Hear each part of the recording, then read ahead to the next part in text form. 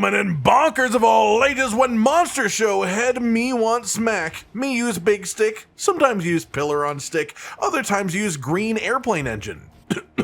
Sorry, the translator turned off for a moment. Title Update 1 has hit Monster Hunter Wilds, and with all of the new equipment, of course the best builds across the game have changed and shaken up. And with this, it's time to talk about my main weapon in the game, the hammer. This is my most played weapon in Wilds by far, and I absolutely love the way that it feels in this game. And with some buffs to the weapon planned to come in the near future, what better time to make yourself a proper set to start bonking with, or of course to continue bonking with even more effectively if you're already a Chad hammer enjoyer. First big topic of the day then is the weapon choice. So Shia hammer is new on the scene and is statistically strong enough to be in the conversation compared to a well-rolled Artian weapon. This counts for hammer as well, and the skill that is on this, White Flame Torrent, activates a flat damage pop on occasion, lots of complexity to how it actually works, but basically if you are hitting the monster consistently with attacks that register for this skill, it is solid enough. And for hammer, most of our attacks can trigger the bonus bump, so even though we have lower attack speed than a lot of weapons,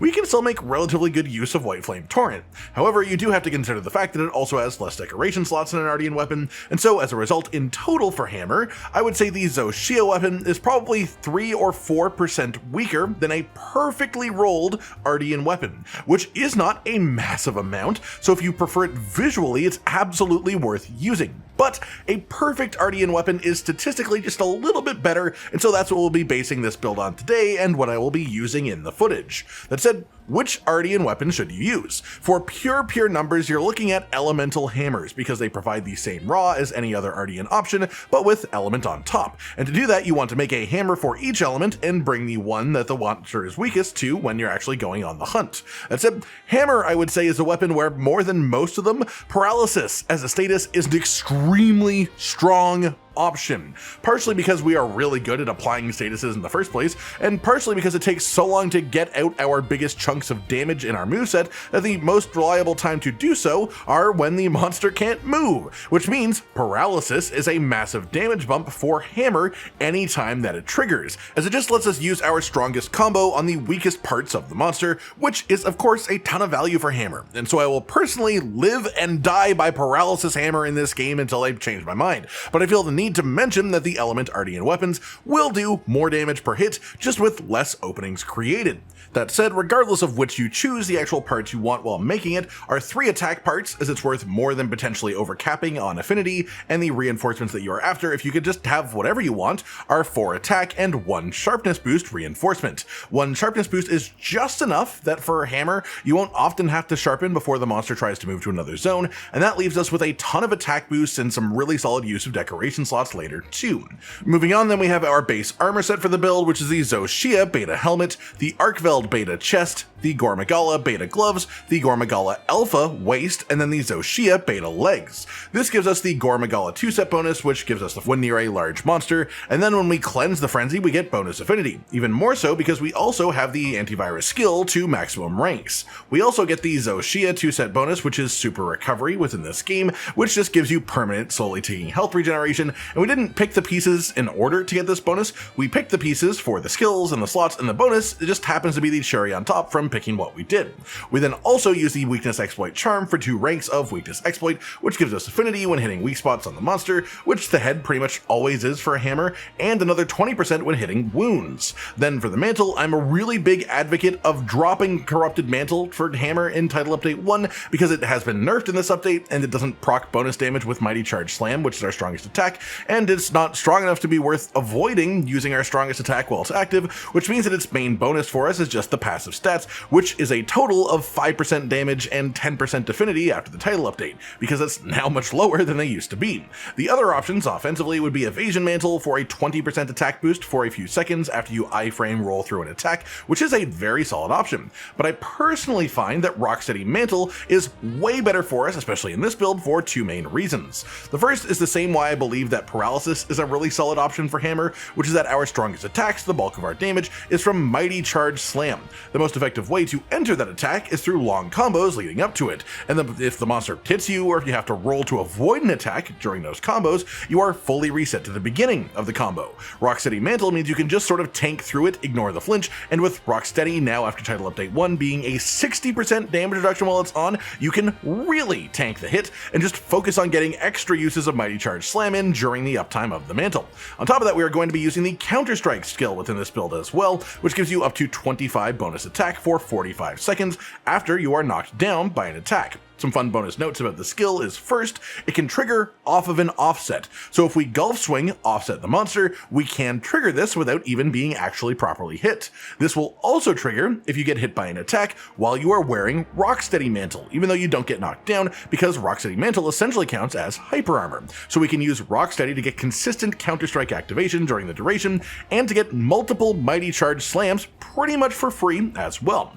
After that then, let's talk about decorations, beginning with our weapon. First, we have a combination of Critical Boost 3 and then Critical Boost 2 for a total of the full 5 ranks of Critical Boost. This means the damage from our critical hits goes up significantly.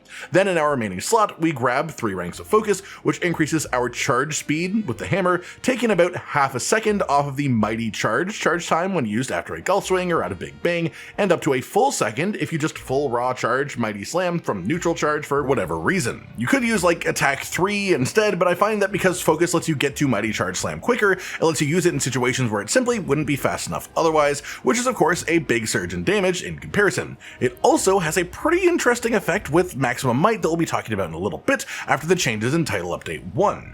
That said, this as Focus is a decoration that can have a combo skill attached to it. You can go for Handicraft if you want a little bit more sharpness, but I like grabbing that first rank of Slugger with Hammer for 20% bonus stun damage, and this will generally make your stuns happen sooner. But there are also a number of fights where it can even get you one more stun than you might have gotten without it, so it is in a pretty good spot right now, I'd say. Then we have our armor decorations as well, starting with 1 Challenger decoration for 1 rank of Agitator, which gives us bonus attack and affinity when the monster is enraged. Then 3 Mighty Jewels for 3 maximum might, which is 30% bonus affinity when you are at maximum stamina. And this is such a strong skill that before Title Update 1, we were using 2-piece Fulgur Anjanath set bonus just to make this skill stay active so we could use it with Mighty Charge and Mighty Charge Slam.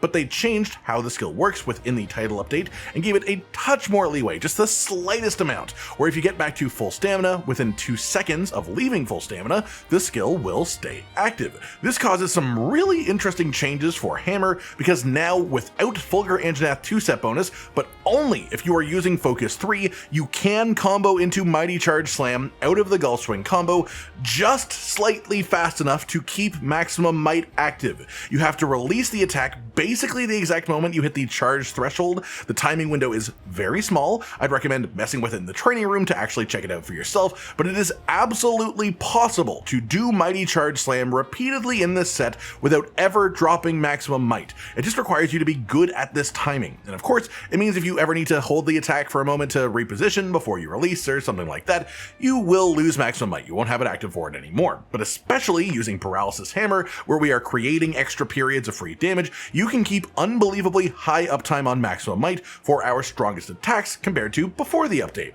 And this is the main reason that we get to drop Fulgur Anjanath 2 set and upgrade to some Shia armor pieces instead. That said, our next weapon decorations are 2 Sane Jewels as well, to finish off Antivirus for a bonus 10% affinity when Frenzy is cleansed, then 2 Tenderizer Jewels for the final ranks of Weakness exploit to finish that off as well. Then we have 2 Counter Jewels to get full level 3 Counter Strike, which we've talked about a fair bit already, then 1 Chain Jewel for just a singular rank of Burst, as the first rank of Burst is actually the best one. We won't often have the full 5-hit bonus effect from this still active, but we will consistently have the first hit bonus of Burst active before any important attack, even Mighty Charge Slam, because there are 2 little hits before the big one. So we can count this as just being 5 bonus consistent raw attack, essentially, with sometimes being a little bit more. All that considered, our full skill list for this build is 5 Critical Boost, 3 Focus, 1 Slugger as the bonus skill on the decoration, 5 Weakness Exploit, 3 Constitution, 3 Counter Strike, 3 Maximum Might, 3 Antivirus, 2 Agitator, 2 Recovery Speed, 1 Burst, 1 Evade Window, and 1 Elemental Absorption as just a bonus rank from the pants, which can give you some bonus element when using Artian weapons instead of paralysis, and otherwise just gives bonus resistances. Then we also have Gore 2-set bonus and the Shia 2-set bonus to cap it all off. Now that we've gone over what makes this tick, let's tick it all up with math. For a perfectly rolled Artian hammer, we are assuming 225 attack and 5% affinity base with white sharpness on top. We are going to add 5 attack for level 1 burst as a skill, keeping consistent uptime on the 1-hit buff, but none on the 5-hit buff. We also have level 2 agitator for 8 attack while the monster is enraged. We are counting agitator as 70% uptime, so we take 70% of that value for our effective raw equation, which is 5.6 bonus attack. Then we have plus 25 raw attack from the Counter-Strike skill at level 3, and between Rock City Mantle, the offset being able to cause Counter-Strike, and just generally getting hit by the monster occasionally, as most players just will be hit sometimes, you should keep pretty damn close to 100% uptime on this skill in this setup with this weapon and this playstyle. So we'll count this as such here for a total of 260.6 attack. Then we need to talk about our critical hits, and we have 5% base affinity on the weapon. Then weakness exploit 5 is 30% consistent affinity because you should always be hitting weak monster parts. Then it's also 20% bonus affinity against wounds, but wounds aren't consistent, so I won't include that in the math, but know that it will actually put us to and past 100% when we're hitting wounds. We've also got the 30% affinity from maximum might, and then for antivirus and gore magala 2-set bonus together, we're now counting this as being cleansed approximately 80% of the time in combat, which means that we are counting this as 20% affinity across a hunt on average. Then we have level 2 agitator as well, which is 5% affinity when the monster is enraged. Again, we are counting this as 70% uptime, which makes it 3.5% affinity on average, which brings us to 88.5%, keeping us high enough to get consistent use out of our critical boost, but not so high that we overcap too often and have wasted bonus crit chance. In this build, we have critical boost level 5, which increases the damage bonus of a critical hit from 25% up to 40%, which is a massive jump. If we then have an 88.5% chance at having 40% increased damage, that means our average damage increase from this effect is 35.4%.